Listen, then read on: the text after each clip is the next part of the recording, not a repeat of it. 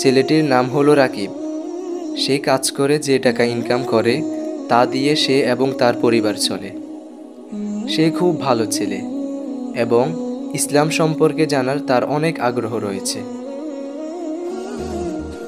11টা 4 বেজে গেছে, আজকে আর কাজে যাওয়া হলো না। সে প্রতিদিন কাজে বের হয়,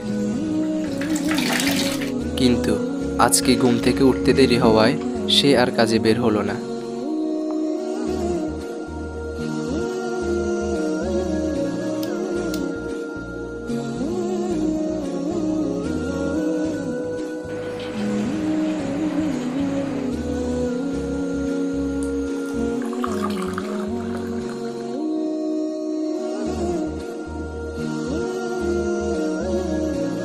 রাকিব, জি ভাইয়া।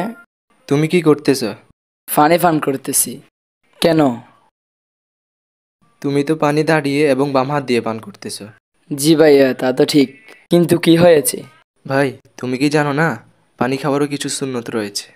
আর তাছাড়া তুমি যেভাবে পানি পান করতেছ সেভাবে পানি পান করা হাদিসে নিষেধ রয়েছে। কি বলেন ভাই, সত্যি? তাহলে আমাকে পানি পান করার সুন্নতগুলো বলুন। ভাই, পানি খাওয়ার কিছু সুন্নত রয়েছে।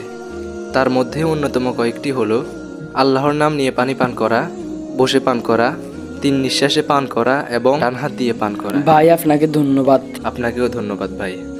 ভাই, আসলে এই বিষয়টা আমি আগে জানতাম না। আর হ্যাঁ, যারা এই বিষয়টি জানে না তাদের মধ্যে জানিয়ে দেওয়ার চেষ্টা করবেন।